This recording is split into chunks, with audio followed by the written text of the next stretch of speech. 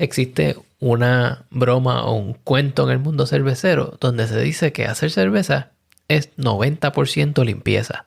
Y es muy cierto. Sin embargo, el resto del porcentaje está compuesto por varias cosas. Entre ellas, un alto conocimiento técnico y una habilidad de poder comunicar ese conocimiento a otras personas. Ese es el caso de Edgar Hernández, nuestro invitado del día de hoy. Edgar es un científico de alimentos que ha trabajado por varios años en la industria cervecera y hoy día es consultor y también es anfitrión del podcast Entre Cervezas. Espero que disfruten esta entrevista.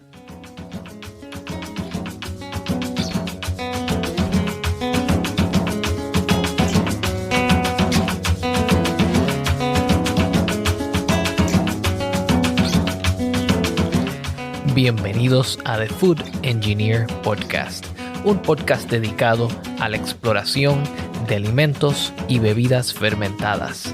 Yo soy tu anfitrión, Cristian Mercado.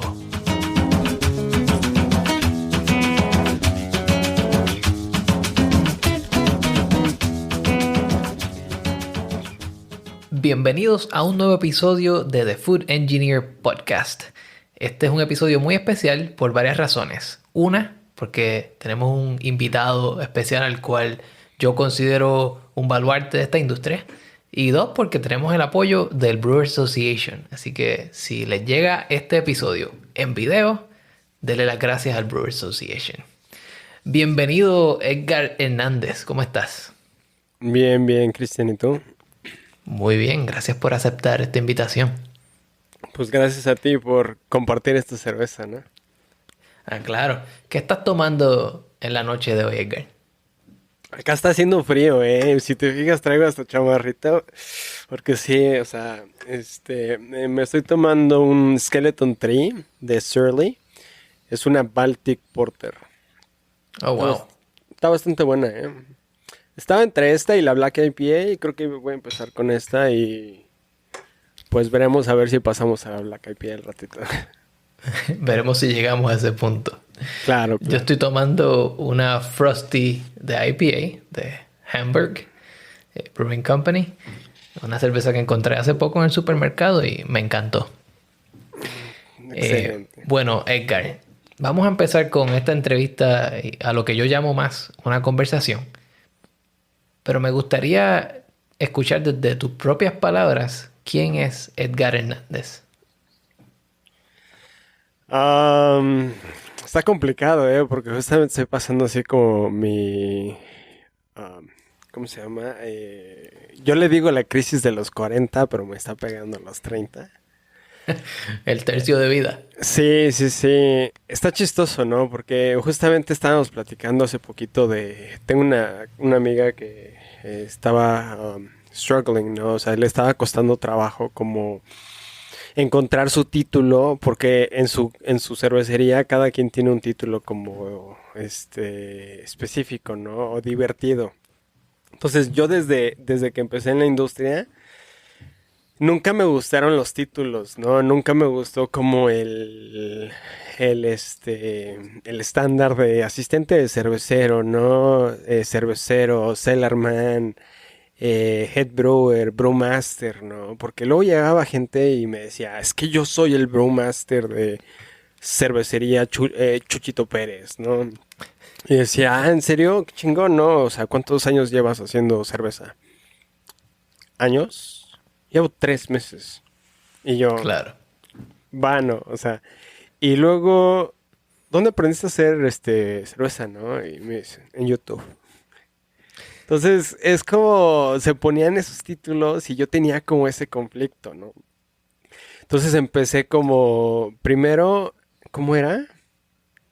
Assistant Beer Monkey fue mi primer título, ¿no? Era el chango cervecero, ¿no? O sea, según yo, asistente. Después pasé a Beer Monkey, ¿no? O sea, dejé de ser el asistente, ya era un Beer Monkey. Después pasé a ser el Alpha Beer Monkey. Ya cuando era lead, cuando era principal, dije, pues necesito un título, ¿no? De como principal, de soy el chingón, ¿no? Y dije, pues Alpha Beer Monkey, ¿no? porque pues yo soy el alfa, ¿no? Después, empecé a conocer gente que tenía así como los mismos títulos que yo. Y empezaron así de que los locos, ¿no? Así de que Commander Beer Monkey, ¿no? Ya era así, o sea, ya era comandante según yo. Y empezaron los de Barrel Herder, ¿no? O sea, como los shepherds, ¿no? ¿Cómo se dice? Los ovejeros, Como ¿no? los pastores. Los pastores que pastorean a las ovejas. Pues yo pastoreaba barricas, ¿no? O sea, entonces cuando tenía como 500 barricas así al cargo, en una cervecería allá en Boston, medio reconocida. Después empecé como a conocer a más y a más. Y lo fui evolucionando, ¿no? Porque siento que ya pasé por casi todas las como etapas, ¿no? Fui asistente, lavé barriles, o sea, me tocaba lavar los baños. Ya me ha tocado la producción entera de una cervecería enorme. Correr equipos enteros, mantenerlos, ¿no? Estarlos arreglando. Entonces, como ya he hecho de todo, últimamente el título que traigo es Beer Fixer, o sea, arreglador de cervezas. Te arreglo la cerveza. Y Yeast Trainer, entrenador de levaduras. Porque entreno las levaduras a que hagan lo que queremos. Esos son los títulos que estoy usando ahorita. Pero cuando la gente me pregunta, o sea, cuando no saben realmente lo que soy, les digo que soy un borracho profesional, ¿no? Que la gente me paga por pagar, por tomar, ¿no? Al inicio suena precioso, ¿no? Pero precioso, porque todo el mundo dice, ah, qué padre, ¿no? Estar tomando todo el día, ¿no? Pero me ha tocado a veces de que vienes llegando de un festival de cerveza, o sea, te fuiste a, no sé, CBC, la Craft Brewers Conference, ¿no? Entonces te fuiste desde el lunes y te fuiste lunes, martes, miércoles, jueves, y así te vas, o sea, que toda la semana. El domingo ya medio crudeaste y regresas así de que no quieres saber nada de cerveza el lunes, ¿no? Y llegas y de repente 300 barricas hay que probarlas, ¿no? Porque pues hay que probarlas. Es parte del trabajo. Es parte del trabajo, ¿no? Es lunes 10 de la mañana y hay que tomar 300 barricas y todas arriba de 13% de alcohol. Y tú Y vienes del... algunas de ellas ácidas. Puede ser, ¿no? Es lo que estás buscando. Al inicio yo me acuerdo, o sea, la primera vez que me tocó, no me había tocado después de un festival, ¿no? Ya esa fue como la tercera vez y sí, ya así de, ya no quiero, ¿no? Traigan a alguien más, ¿no? O sea, alguien más puede pistear si ¿Quién quiere tomar un lunes? Pero sí, se volvía así como una carga, ¿no? Pesada. Yo le digo, es la maldición del cervecero, ¿no? Muchas veces no se te acaba la cerveza.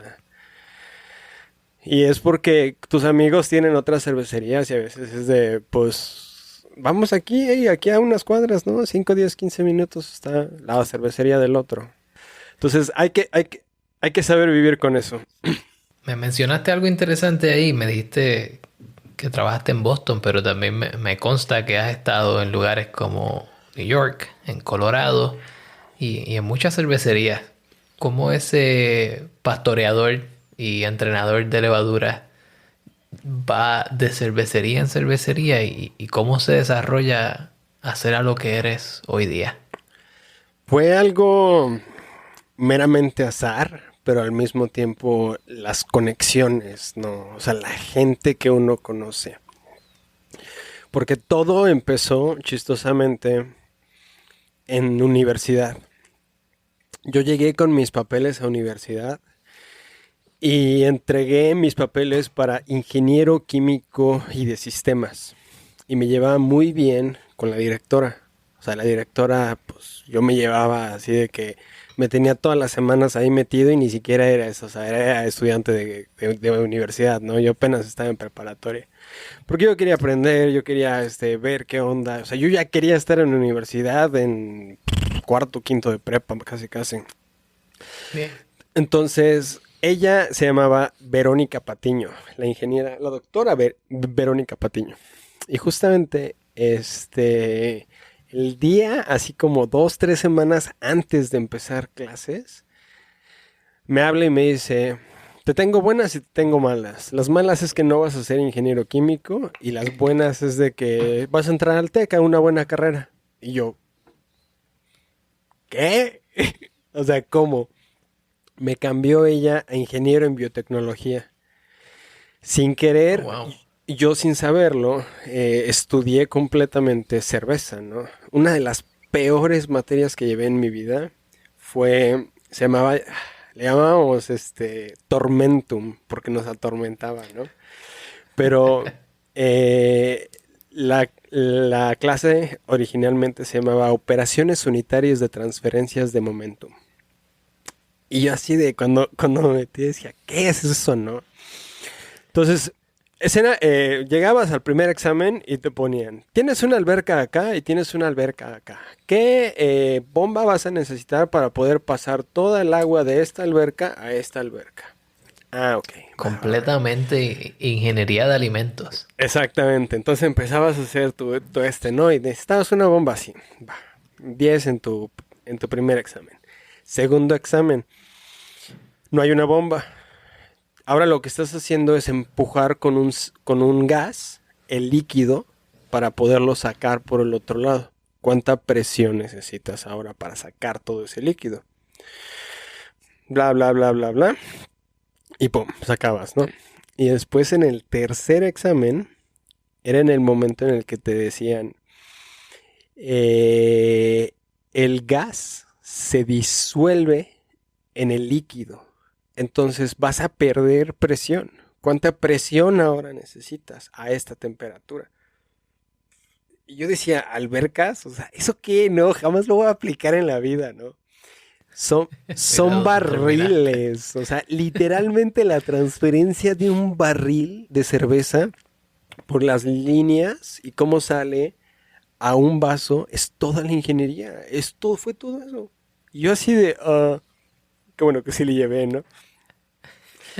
Entonces, mera suerte empecé, ¿no? Con aprendiendo enzimología, microbiología, rutas metabólicas, bioquímica, todo esto, ¿no?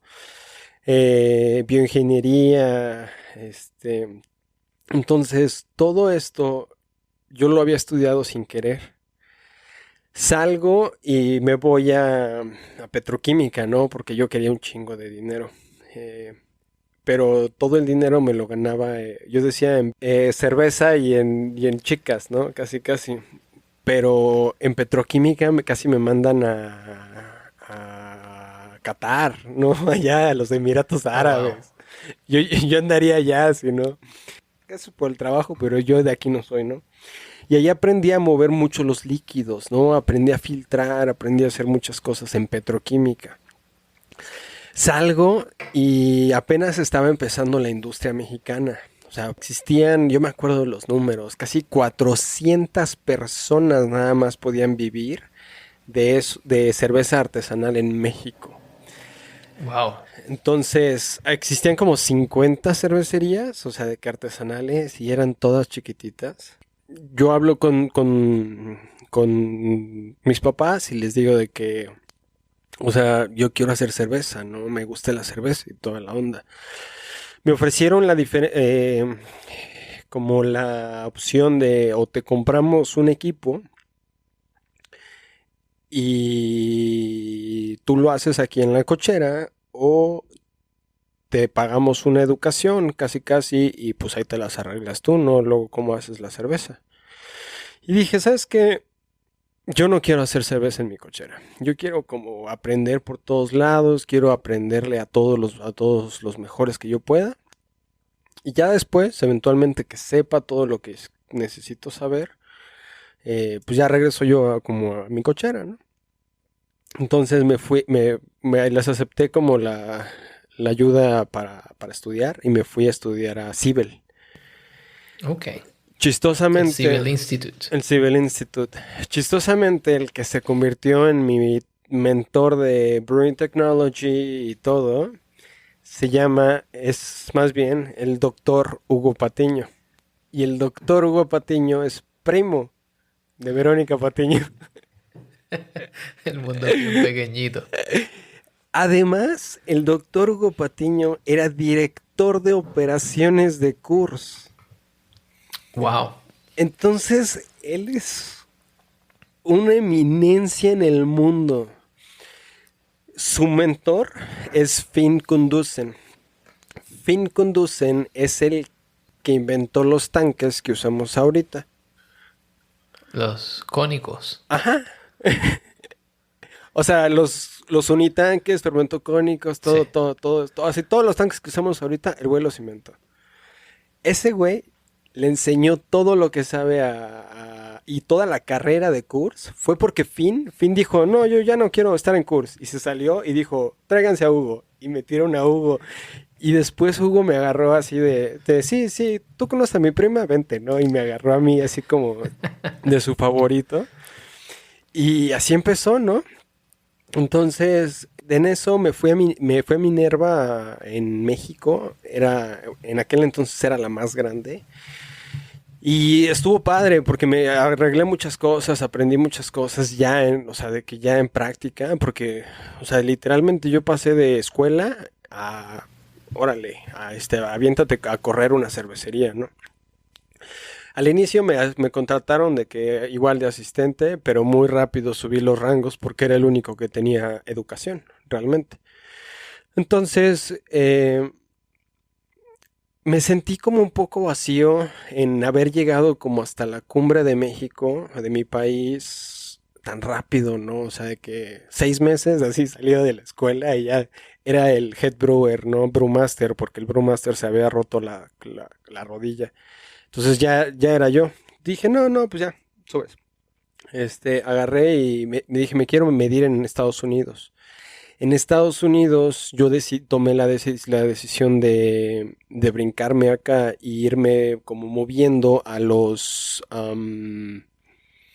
¿cómo se llaman? Irle aprendiendo a los mejores, ¿no? Una de mis reglas de vida es you only get smarter by playing a smarter opponent, ¿no? Solamente te vuelves mejor si te mides con una regla más larga, ¿no? O sea, o con alguien mejor que tú. Entonces, dije, me voy a ir a Estados Unidos y le quiero aprender a todos los que me abran la puerta, ¿no? Y me empezaron a abrir la puerta muchísimos. Y después de eso empezó como un snowball effect. De que como me abrían las puertas los chingones, después los otros chingones también me las abrían. Entonces, Claro. se fue haciendo así como un efecto de bola, ¿no? Porque empecé a trabajar con la Brewers Association justamente. De la Brewers Association conseguí boletos para el Great American Beer Festival.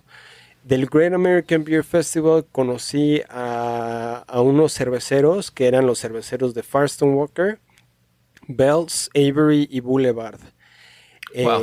Yo conocí al Head Plant Engineer, técnicamente el director de operaciones de New Belgium. También me estuve quedando con él porque él me dejó quedarme a aprender en New Belgium. Después me estuve quedando en The Shoots también. Después de eso, me dieron mi primer trabajo, ¿no? Entonces yo con el currículum de New Belgium, The Shoots, tener cartas de recomendación de la BEA, así de cervecerías así, llego a tocar puertas a un lugar así, tititito, en un pueblo de 2000 personas, ¿no? Entonces, cuando yo llegué, así me dicen, les pregunto, ¿dónde está el Walmart? ¿No? Y me dice, you go to the light and take a right. You go to the light, o sea, vas a la luz. Y dije, ¿cómo Hay un la solo luz? semáforo. Al principio dije, es un lighthouse, ¿no? Porque aquí hay agua. O sea, es un lighthouse. No, es un solo semáforo. O sea, nada más. O sea, vas al semáforo y das a la derecha. Y yo, ¿el semáforo? No, es que no me va a estar diciendo el semáforo. Porque, o sea, es como decir, vas al semáforo y ¿cuál semáforo, no? O sea, tienen que haber más. No, nada más había un mendigo semáforo en todo el pueblo. Y lo acaban de instalar, ¿eh? Habían hecho una ceremonia y toda la onda. Pero justamente empiezo así como a brincar, ¿no? Después de haber conseguido mi primer trabajo, me regresan a México con Goose Island. De Goose Island me voy a Nueva Inglaterra a trabajar en una que se llamaba Frank Jones. Era una antes de ¿cómo se llama? De Budweiser y de AB InBev, antes de la prohibición, era más grande que Budweiser. Wow. Frank Jones en Nueva Inglaterra era la cervecería más grande pre-prohibición. Eh, de ahí, chistosamente, conozco a uno de mis mejores amigos que se llama Zach. Ahorita es el director de marketing de Schilling. Y bien chistoso porque nos hicimos así, llegamos los dos juntos a trabajar a la misma cervecería y toda la onda. Yo le enseñé muchísimo de cerveza y lo despiden a él. Y así él consigue trabajo en Trillium y así en 2 semanas yo ya estaba en Trillium. Fue la perdición completa del dueño el haber despedido a mi mejor amigo, porque, o sea, pierde a mi mejor amigo y pierde a mí, que fuimos los dos que le recuperamos el negocio, ¿no? Se lo reconstruimos, claro. Porque cuando llegamos estaba en ruinas, la verdad, la cervecería. Y se llevan a Zach a Trillium y me voy yo a Trillium, ¿no? Después de Trillium, me fui a Nueva York y estuve haciendo consulting para varias cervecerías. Talea, Common Roots, estábamos trabajando también con una cervecería de Manhattan que se llama Torch and Crown. Y chistosamente también ahí... Ya lo conocía, pero ahí me empecé a llevar muchísimo. No sé si lo conoces a el Beer Trekker, Miguel Rivas. Es un chavo que... He visto el nombre, pero no lo conozco personalmente. Es fotógrafo el chavo. Y lo conocí hace un chorro de años acá en Portland, Maine, allá en Bissell Brothers. Y me lo vine a encontrar en Nueva York en COVID. Y Miguel se quedó sin casa en COVID. Y yo le dije así o sea, yo tenía, no era cuarto, era mi sala. Y le dije, pues cáele, ¿no? O sea, es toda tuya si la quieres.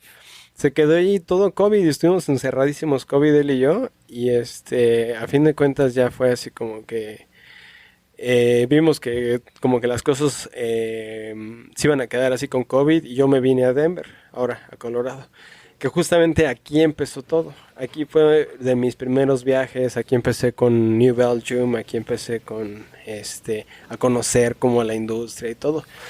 Entonces, después de todo este super trip que me aventé, me siento como un Gypsy Brewer, pero o sea, es que no tengo mi marca, ¿no? Entonces no me considero un Gypsy Brewer. Solamente me considero un cervecero como errante, ¿no? Qué interesante porque empezaste bien especializado, prácticamente en ingeniería, para entonces ir a un mundo que depende altamente de esa preparación. Y básicamente fuiste, como dicen por ahí, cortando cabezas y agarrando títulos. Brincando de los lugares más importantes. Lo más importante fue conocer a la gente correcta. Eso fue como, o sea, lo que me fue abriendo las puertas. Porque conociendo al doctor de Cibel, me dejaron pasar a Hugo Patiño. A Hugo Patiño. Al doctor Hugo Patiño me dejaron a mí pasar atrás con los cerveceros.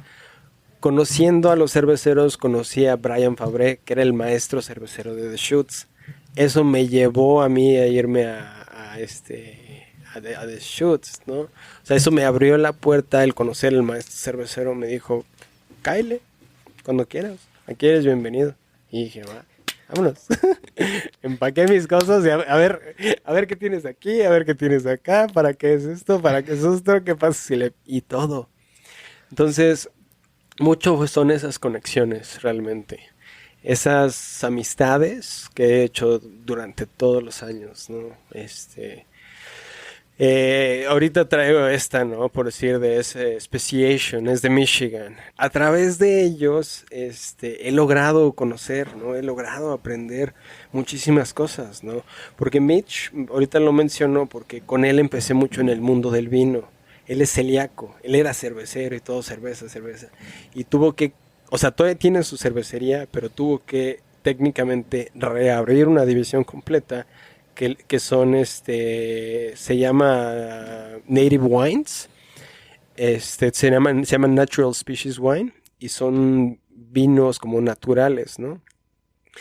Entonces tuvo que investigar y toda la onda por hacer esto. Y a mí eso me llevó a aprender muchísimo de vino, ¿no? Y de uvas y de cómo fermentar realmente ese tipo de cosas.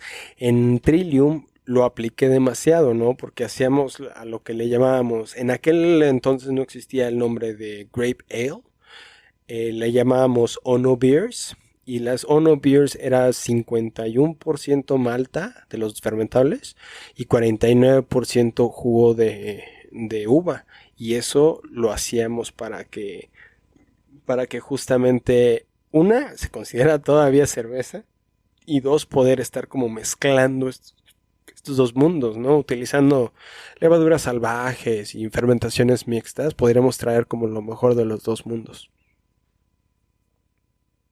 Edgar, dado la variada experiencias que tienes, digamos variada, pero también vasta y profunda experiencia que tienes, te traigo aquí con el propósito de tocar un tema. Y el tema decidimos ponerle de título Jugando con la fermentación. Y es porque, además de que tú eres el domador de levaduras y el pastoreador de levaduras, quiero discutir cuáles son esas cosas las cuales podemos utilizar para arreglar, mejorar, manipular nuestras fermentaciones. Y me llama mucho la atención que has trabajado tanto con cervezas como con híbridos de cerveza y jugos, o hasta en el mundo del vino. Y podemos empezar quizás cuáles son las variables que nosotros podemos utilizar para manipular nuestras fermentaciones. Siempre hay muchas cosas que uno puede hacer o modificar en el proceso, ¿no? Y realmente hay una frase que dice Chris White, que lástima que no estuvo Pablito ahora, pero la frase es: las levaduras son una bolsa de enzimas, ¿no? Que se mueve técnicamente. Entonces somos en general una bolsa de enzimas, porque pues las enzimas se dedican a hacer todo, ¿no? Y hay muchas cosas que mueven como esa actividad enzimática, ¿no? Que tanto las enzimas pueden activarse. Entonces, una de las cosas, a veces, el mismo tiempo, ¿no? O sea, el estar dejando algo suficientemente tiempo va a darle el espacio a las enzimas para que se activen. Por algo, maceración dura 40 minutos al menos. Es lo mínimo que yo le he llevado. Te soy sincero, así de que con todas las condiciones ideales, con todo, agitadores, no un macerador Lauter, sino un mash mixer. Literalmente un macerador, porque el Lauter está en otro equipo. Nada más sin fondo falso, nada más con puros agitadores, cálculos de agua perfectos y todo. Creo que lo mínimo que lo he llegado a tener es como 30 minutos más o menos, pero es porque, o sea, se necesita ese tiempo, ¿no? Para poder que realmente las cosas funcionen, ¿no? Hace ratito estábamos platicando, el tiempo es un factor incluso cuando embotellamos en fermentaciones mixtas, ¿no? Pediococos revive 3 años después en botella. Ese es el momento en el que empieza a brillar, en el que empieza a decir, hey, aquí estoy, ¿no? Hey, ¿qué onda? ¿Cómo estuvo la fiesta hace 3 años, no? O sea, Como tú lo llamaste ahorita, el lento de la clase. es el lento de la clase, ¿no? Es el Internet Explorer, exactamente. Porque para los que no me creen, agarren una Cantillon o una Tripontaine, una Boon, cualquiera de las cervezas lámbicas, tómensela fresca y tómensela 3 años después. Y son un mundo así. Frescas son así como aciditas, frutales, un poquito más como hacia el plum, ¿no? O sea, las ciruelas incluso, la paja y así. Y en cambio, cuando te esperas un rato, te esperas 3 años en botella, se van más hacia el barnyard, ¿no? Hacia el granero, hacia el horse blanket, como la silla de caballo, o la cabra mojada, o incluso el rubber, ¿no? Como es el caucho quemado que hasta trae a veces unas cervezas. Eso Sí. solamente se llega a hacer presente a partir de 3 años en botella, porque necesitamos el tiempo y además obviamente la presión y las condiciones, ¿no? Pero principalmente es tiempo y presión lo que se necesita para poder desarrollar esos sabores, ¿no? Entonces, otra de las cosas también que influye muchísimo en las enzimas es la temperatura, ¿no? Por eso los diferentes escalones de macerado, ¿no? O sea, podemos estar metiendo diferentes temperaturas en maceración. Y ahorita estaba platicando con unos compañeros. Muchos le creen el marketing a las industrias, ¿no? Y la industria de las malteras te va a decir, no te preocupes, tú ya no necesitas hacer maceraciones escalonadas, solamente un single infusion y vas a obtener los mejores resultados del universo. Obtienes unos excelentes resultados y jamás los dudo yo. O sea, yo soy infinitamente agradecido de que yo ya no tengo que, hace unos años todavía, hace unas décadas todavía tenías que, o sea, tú macerar escalonado porque si no, no podías, o sea, no llegabas a fermentar bien, no llegabas a convertir bien, ¿no? Entonces, Y ahora, para los que no están eh, familiarizados con el proceso de macerar escalonadamente, estamos hablando de un proceso donde se sube de temperatura poco a poco, a manera de escalones, para lograr un tipo de conversión distinta enzimáticamente, que entonces vuelve y se une a tu tema anterior, que era las enzimas, ¿verdad? La bolsa de enzimas. claro, claro, ¿no? Entonces, en este caso la bolsa de enzimas es el macerador, ¿no? Entonces, al darle diferentes temperaturas en el macerado, vamos a obtener diferentes cosas, ¿no? No es exactamente lo mismo porque aquí hay actividad enzimática, pero a los que no me creen, agárrense un té, ¿no? O sea, agarren un té a 90 grados, agarren un té a 93 grados, agarren un té a 95 grados, uno a 98 y otro a 100 grados, ¿no? Y Ujú. prueben los 5 tés que les salen y van a ver la diferencia enorme, ¿no? O sea, de que unos están amargos, otros así. De preferencia no se pasen más de 3 minutos porque si no todos van a saber amargos. Pero, pero en general sí uno puede ver esa diferencia, ¿no? O sea, que simplemente la temperatura en una mera extracción hace. Ahora, cuando hay actividad enzimática, las cosas se potencializan más, ¿no? Entonces, aquí estamos definiendo entre 62 grados en temperatura en macerado a contra 68. Es la diferencia en cuerpo de una Pilsner contra una Imperial Stout, ¿no? O sea, una Russian Imperial Stout incluso. Esas densidades más como que cuando te las estás tomando y se sienten como aceite, ¿no? Casi, casi. Sí, masticables. Sí, casi, casi, ¿no?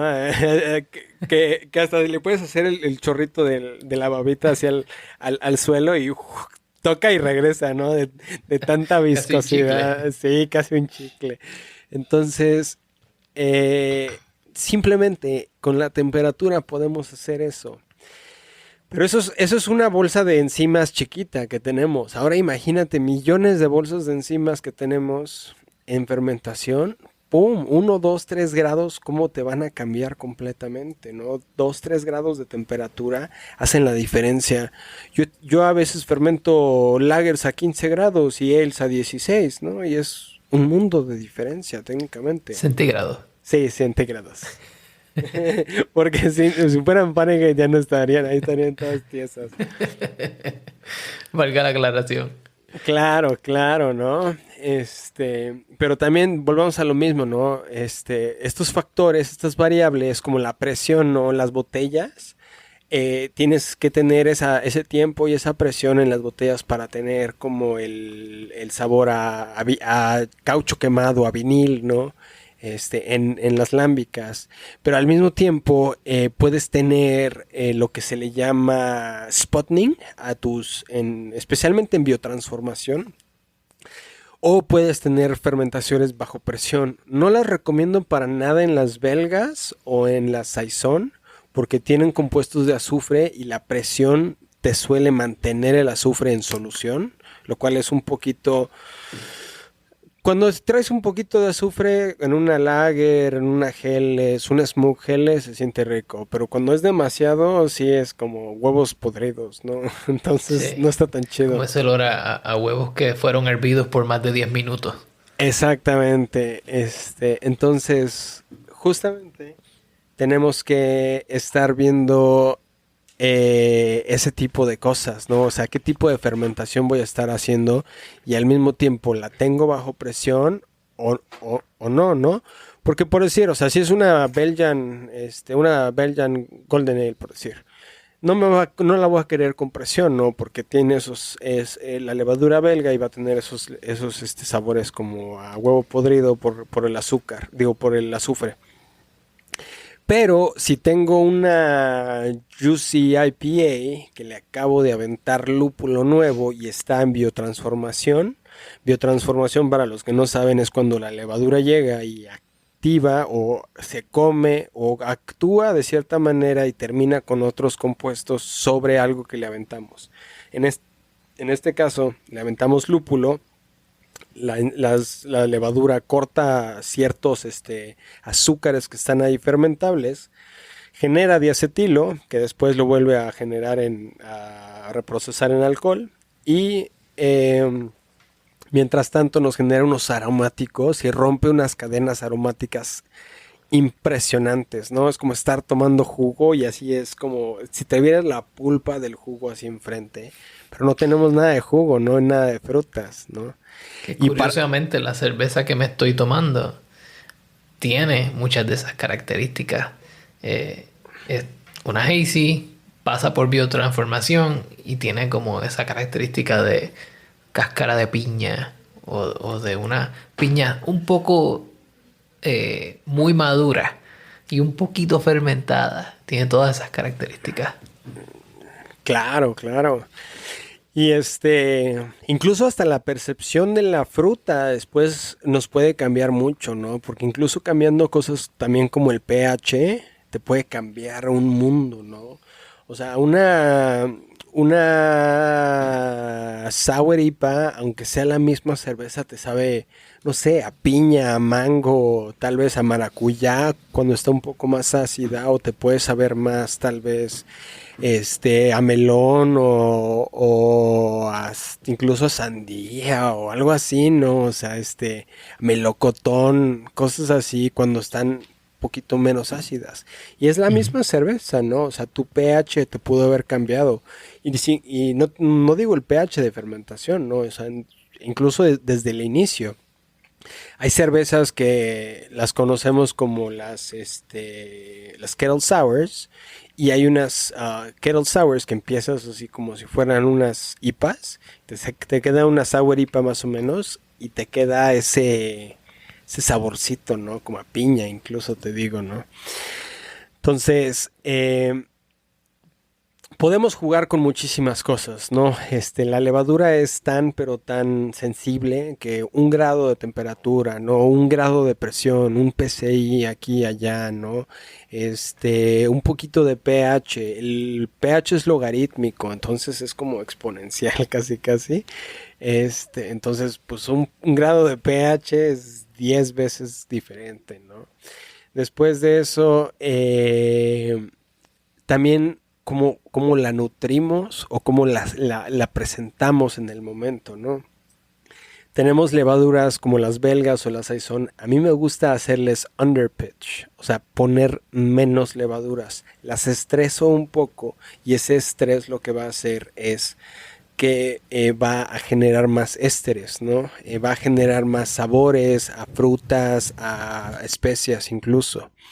La geometría, ¿no? Porque uno se mete a una alberca y se siente la presión, ¿no? Estamos 1 o 2 metros abajo y nosotros que estamos grandotes sentimos como la presión del agua. Ahora una levadura que es microscópica, de volada va a sentir como esa presión, ¿no? Cervezas muy, muy, muy hermosas como Saison DuPont se hacen en fermentadores abiertos porque no quieres tener la presión y son poco profundos realmente para tener la fermentación abierta. Hay una de mis favoritas, creo que por ahí lo pueden buscar, en Sierra Nevada, Bigfoot, la hacen en fermentación abierta en un cool ship. Y es porque es una cerveza tan pero tan fuerte que la necesitan fermentar lo más rápido posible y al mismo tiempo necesitan no estresar nada la levadura. Entonces le quitan el estrés de la misma presión hidrostática y eso hace que la levadura trague así como si no hubiera un mañana, ¿me doy cuenta? Qué interesante porque quizás pensamos que cuando fermentamos es como si fuera una ecuación, como un proceso de input, process, output, ¿verdad? Pones Claro. cerveza, le añades levadura y te sale, o pones mosto, le añades levadura y te sale cerveza. Pero tú me estás entonces trayendo todos estos factores, temperatura, presión, pH, nutrientes y ahora también la geometría, Sí. donde te afecta la presión sobre el fermentador o sobre el líquido, la presión que le está dando la levadura más abajo, en el cono quizás, Claro.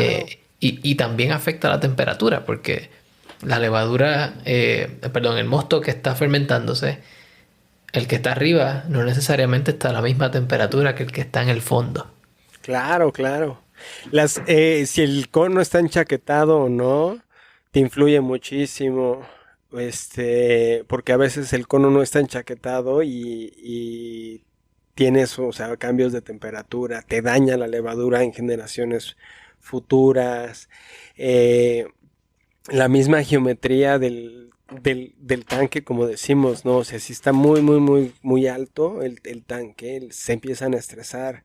Entonces no te va a dar el mismo perfil, la misma receta, es más, el mismo mosto no te va a dar la misma cerveza si lo fermentas en un tanque enorme de 100 barriles o lo fermentas en el mismo pitching rate en un tanque de un barril. Porque la diferencia de presiones es tanta que simplemente, o sea, te van a dar perfiles distintos. Entonces, Y si a eso le añadimos la permeación de oxígeno a través de la barrera, que puede ser una barrica, puede ser un tanque de plástico, un tanque de metal, todo cla- eso cambia. claro, claro, o sea, si es tanque de metal, o sea, una barrica, puede ser un fooder. ¿De qué está hecho el fooder, no? El roble francés es más poroso que el roble americano. Entonces yo en preferencia prefiero fooders americanos a fooders franceses. Porque los franceses siento que están más diseñados como para vino y me dan en lo personal, cuando he trabajado con fooders franceses, me dan más acético, más ácido acético que con los americanos. Pero de ahí nos estamos metiendo todavía en otro nivel, ¿no? Que es la selección Claro. de los microorganismos. Porque el simple hecho de tener, vamos a decir, roble americano contra roble francés en una barley wine, en una Russian Imperial Stout que estamos añejando en barricas. El tenerlas ahí va a ser lo suficiente para realmente sí, sufran una microoxidación. Entonces va a haber una diferencia entre el roble americano y el roble francés por la pura porosidad. Ahora, si cambiamos de fermentaciones limpias a fermentaciones mixtas, ahí le metemos todavía otras 2, 3 capas, ¿no? Porque si tenemos más microoxidación, no hay tanto problema si es fermentación limpia, pero si tenemos Brett o tenemos Acetobacter, puede ser desastroso, ¿no? Porque podemos tener producción de ácido acético. Y terminamos con una cerveza vinagrada. Pues más un vinagre, ¿no? Un vinagre acervezado. Un vinagre acervezado. Interesante. Como traje a colación, entonces tenemos selección de levaduras, todos estos parámetros que tenemos que controlar. Y luego de todo esto, quizás se me ocurre pensar que también está el proceso. O sea, manipulamos la fermentación porque podemos manipular el microorganismo que echamos, podemos manipular la temperatura a la que está, el pH al que está, lo podemos ajustar. Y el tipo de contenedor en el cual lo tenemos, que ya hablamos que contiene geometría, pero también puede afectar otras cosas. Pero también cómo maceramos que mencionaste inicialmente, porque tienes todo ese cambio enzimático donde si maceras más alto o más bajo en temperatura, tu perfil enzimático cambia por completo y por ende tu perfil de azúcares. Claro. Hablando de azúcares, ¿cómo también podemos manipular esa fermentación? Quizás cambiando el tipo de azúcares o quizás cambiando los insumos que utilizamos.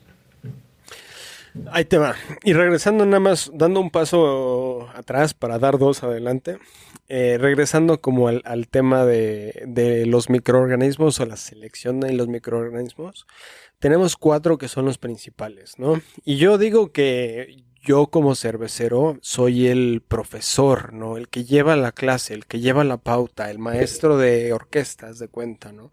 El que lleva el ritmo. Como yo lo hago con mi proceso, ¿no? Con mi maceración, con la geometría de mis tanques. Yo procuro darle las cosas, procuro darle las armas para que se vayan a la guerra bien mis estudiantes, ¿no? O mis alumnos o mi orquesta. Entonces la orquesta con lo que trabajamos son 4 diferentes microorganismos. El principal es Saccharomyces cerevisiae, que lo conocemos como la levadura de cerveza o la levadura de pan. Ese para mí es el teacher's pet, ¿no? El vivo, el que está en todo en el salón de clase, el primero que levanta la mano, ¿no? Porque es el primerito que va a entrar en acción tan pronto empecemos a trabajar. Lacto, a mí hay 2. Hay homofermentativo y heterofermentativo. Homofermentativo es de que realmente solamente te va a bajar el pH, solamente te va a hacer las cosas más agrias o más ácidas, y el heterofermentativo sí fermenta. Podemos verlo como que llega y ya hice mi trabajo, ya hice algo, pero nada más fue irse a ver bonita y no hizo nada. Para mí ese es el homofermentativo porque nada más llega, le da un toquecito de acidez y no hizo nada. Eso es todo lo que hace, ¿no? Y en cambio la heterofermentativa es como la chica esa ñoña, o sea, que se ve mal todo el tiempo, pero de repente, o sea, cuando se arregla dices, ¡ay, canijo!, ¿no? Dices, ¡ay, güey, ¿de dónde salió esta?, ¿no? Pero tú la ves, o sea, y dices, no, jamás la pelas, ¿no? Pero en el momento en el que realmente te enseñan lo que puedes hacer al estar trabajando, si tienes 4 lactos diferentes, pues realmente puedes hacer como un panorama, ¿no? Pero bueno, ese es sac y lacto. Sigue Brett. Brett es como el malo, ¿no? El rebelde, el de la chaqueta de piel, ¿no? El que se sienta hasta atrás y nunca presta atención a la clase, ¿no? ¿Por qué? Porque siempre va a terminar haciendo la tarea que dejaron los demás, ¿no? Si se juntan a hacer un proyecto, Zack llegó y ya hizo todo, ¿no? O sea, Lacto nada más se vio bonita y como que puso su nombre. Y Pedio, pues fue el que juntó el proyecto. Agarró, checó la ortografía, como que pegó todo el proyecto junto y lo entregó al profesor. Fue lo único que hizo, ¿no? A última hora. A última hora, ¿no? Entonces, y ya después de todo este desmadre que se aventaron Zach, Lacto y Pedio, digo, Zach, Lacto y Brett, llega Pedio, ¿no? Que habíamos dicho que es el lento, ¿no? El lento Rodríguez, el que se tarda un chingo, en el que va a estar así, ¿no? Entonces, dependiendo, ya viendo todas esta clase de individuos con los que tengo que trabajar, que son los 4, tengo que pensar, y ya regresando a tu pregunta, en los azúcares que les voy a dar, en la manera en la que ellos van a trabajar. Le puedo aventar maltosa y glucosa a Pedio y no me va a dar nada, nada útil. Así me va a dar un asco. Es más, creo que si le das, si le damos nada más glucosa, manosa y sucrosa a Pedio, creo que terminamos con el aroma como de agua estancada, así de caño, así de que como de esas de que vas pasando en la ciudad y está como la coladera y se quedó el agua hasta así como del lodo, así negra, así te lo juro. Entonces, Que de por sí, en muchos casos, Pedio, como dijiste anteriormente, silla de caballo, cabra, oveja, pesebre, vinil, ¿no? vinil, cuero Cuero. mojado. Son características que, bueno, para alguien que quizás no las utiliza constantemente, parecen características que no son positivas. Pero son colores, son matices en una pintura bien grande que cuando Claro, se usan controladamente pueden hacer una cerveza súper compleja e interesante. claro. El ácido acético a todo el mundo le tiene miedo y yo te soy sincero, lo respeto a un nivel porque un toquecito de ácido acético, Dios mío, qué hermosura te da de profundidad en esa acidez. Pero si llegas a tener más de 0.5% de ácido acético, yo creo 1% se me hace demasiado. Ya es de que vinagre, ¿no? O sea, ya sacas ¿cómo se llama? El pepinillo, ¿no? Está interesante que traes eso a colación porque ahora mismo tengo una cerveza que estoy fermentando porque la hice en el pasado, la maduramos en una barrica por 2 años y terminó siendo bien ácida, eh, con características acéticas. Entonces volví a hacer la misma cerveza de nuevo, misma receta. Ujú. En este caso la maceré a una temperatura mucho más alta para que el perfil fuera un poco más lleno, más dulce, más complejo. Y la fermenté con una levadura Saccharomyces US-05, que es Ujú. esa levadura que todo el mundo utiliza como la más básica. Para entonces poder mezclar las dos y poder reducir el perfil acético de la otra. Que a mí me encanta, pero yo entiendo que no necesariamente a todo el mundo le va a gustar.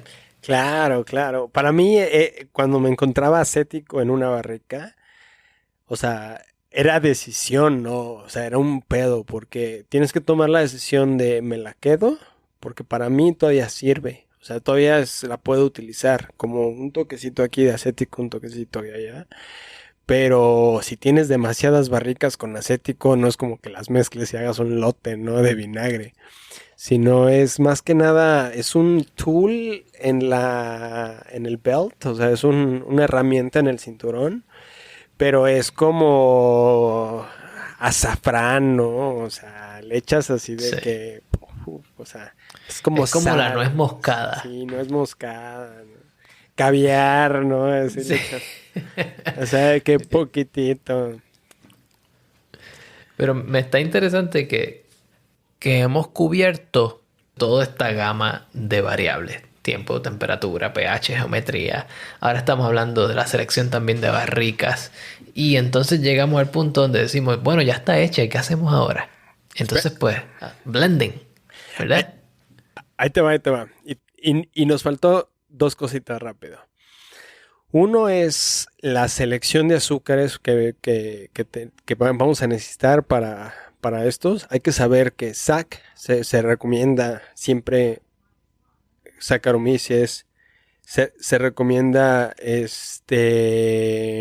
sucrosa, se recomienda manosa, se recomienda glucosa, ¿no? Para ellos, que es lo principal que pueden estar como fermentando. De ahí tenemos lacto. Lacto, si es homofermentativo, no hay que preocuparnos. Siempre cuando tenga glucosa, va a bajar el pH. Si es heterofermentativo, hay que saber qué chingados estamos haciendo, porque si no, el lacto se va a tragar todo. Vamos a llegar así de que terminamos de fermentar, ¿no? Tenemos una gravedad de 2.5 y de repente 2.4, 2.3, 2. Y así se va, ¿no? Y ahí se la lleva. Así de punto 1 se la va llevando hasta que te deja casi sin nada. Brett también es muy especial porque incluso hay unos que tienen un gen que se llama STA1 positiva y esas te siguen fermentando lo que tengan. Tienen dextrinas que tú le dejaste pensando para el dulzor y todo. Nah, estos llegan y se lo comen todo. Que me pasa mucho con ese French Saison Blend que Ándale. viene 3711, que tiene... Saco, traga. Sí, esa te puede fermentar por 6 a 8 semanas, pero cuando termina es casi agua. Sí. Es casi champaña lo que estás tomando. Sí. Entonces, una vez que definimos exactamente a dónde vamos y cómo le vamos a dar los azúcares, también hay que definir si el proceso influye en cómo le damos esos azúcares, ¿no? Porque vamos a decir que vamos a hacer una fermentación mixta. Yo podría empezar, hago mi maceración, hago mi mosto, hago mi brew completo, se lo entrego a una belga o a una saison, a una levadura de ese estilo. Me puede fermentación primaria completamente limpia y después de haber terminado mi fermentación primaria la puedo mandar a añejar a barricas con Brettanomyces y con lactobacilos y con pediococos. Entonces no me estoy infectando nada de esto en mi acero inoxidable, lo estoy metiendo nada más en barricas. Tengo un equipo de embotellado para poder sacar eso y embotellarlo específicamente para fermentaciones mixtas y no contaminar. Pero el hecho de haber dejado que Saccharomyces se acabara todos los azúcares primero y haberle retirado el Saccharomyces le va a cambiar completamente el perfil. Porque si dejas Saccharomyces que se muera, o sea, realmente solito sedimenta, cae y eventualmente muere, Brettanomyces se lo come. Brettanomyces agarra y te da muchísimo esos sabores a granja, ¿no? A granero, a silla de caballo, te los empieza a dar cuando Brettanomyces se comió a Saccharomyces. Y eso trae el tema de la biosucesión. Exactamente. Entonces hay que saber realmente cómo le vamos a entregar, ¿no? Los azúcares, en qué etapa se las vamos a entregar. Vamos a estar...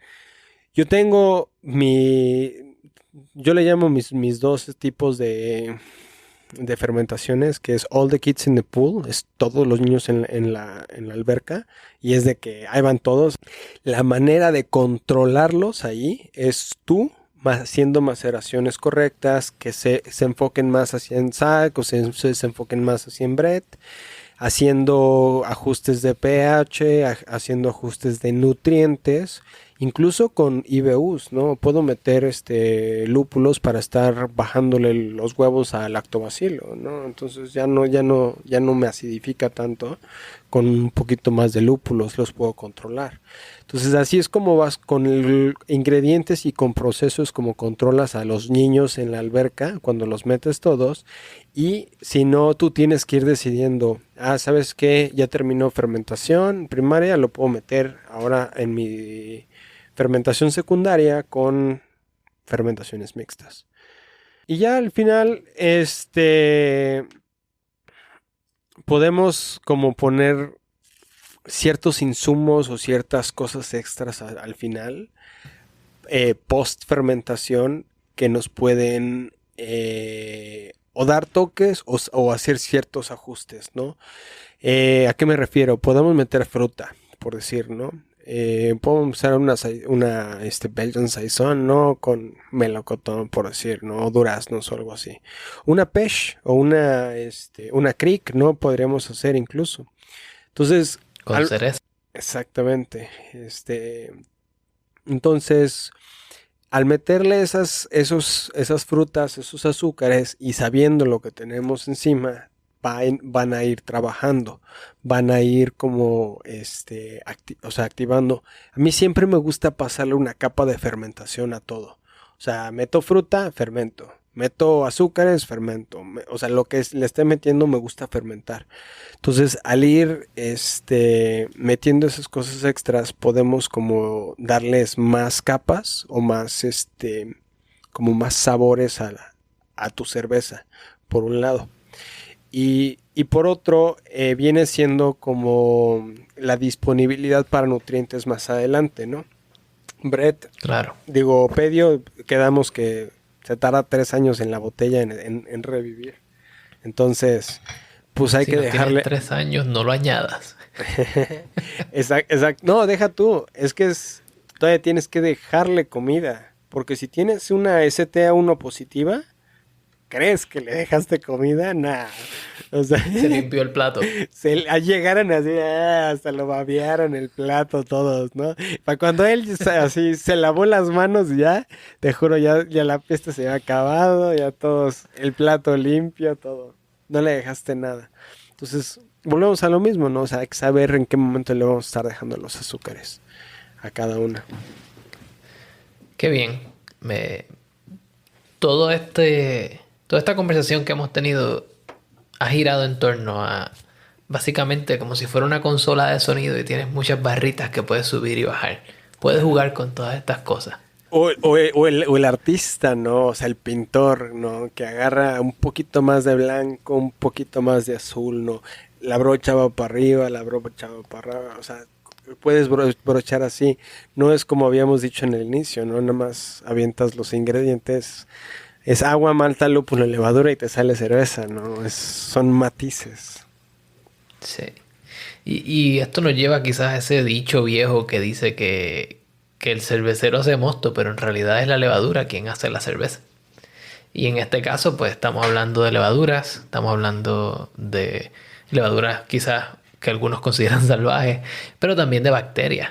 Y todo esto nos da una serie de herramientas que si sabemos utilizar de manera sabia, podemos manipular cualquier tipo de fermentación, podemos terminar con quizás un producto que no nos satisface al 100%, pero si sabemos las herramientas que tenemos a la mano, podemos cambiarlo y podemos entonces convertirlo en algo que satisfaga nuestra necesidad. Así que, esto dicho, Edgar, quiero darte muchísimas gracias por haber sacado de tu tiempo y haber traído todos estos temas y tu experiencia aquí a mi podcast. Y quiero que sepas que siempre estás bienvenido a este podcast para hablar de estos temas un poco más profundos. Pues muchísimas gracias, Cristian. Y pues realmente también para invitarte a ti y invitarlos a todos al podcast que tengo con Pablito, que se llama Entre Cervezas. Lo encuentran súper fácil, Entre Cervezas BN, B de burro, N de no, .com. O el que sea Instagram, Facebook, creo que Twitch también todavía por ahí sigue. Es Entre Cervezas BN. Y realmente platicamos, Pablo y yo, un poquito más de esto, pero sí nos encantaría mucho tenerte de invitado y pues a ver si hay chance de luego de que Pablito ande por acá. Definitivamente. Que conste que una de las razones por las cuales yo empecé a hacer podcast fue porque conocí a Pablo en una conferencia y me escuchó hablando español y me dijo, oye, ¿hablas español? Mira que voy a empezar un podcast para que lo escuches. Y eso fue ya hace mucho tiempo. Y por eso digo que son pilares y son baluartes de esta industria. Así que vayan, échenle un ojo a Entre Cervezas BN del Brewing Network y búsquenlos en las redes sociales. suscríbanse, que eso nos hace un favor. Y si pueden, tanto a The Food Engineer Podcast como a Entre Cervezas, déjenle una reseña en su plataforma favorita para que así más personas tengan la oportunidad de encontrar estos podcasts en español, que son muy pocos, donde hablamos sobre fermentación, sobre cervezas y sobre todas esas cosas que nos encantan. Así que ya saben, pueden buscarnos en todas las redes sociales como The Food Engineer Podcast. Me pueden escribir un mensaje a thefoodengineerpodcast@gmail.com o pueden visitarme a thefoodengineerpodcast.com. Dicho esto, Edgar, fue un placer tenerte aquí hoy y será hasta la próxima. Muchas gracias, Cristian. Un abrazote y pues estamos platicando y saludos. Hasta la próxima.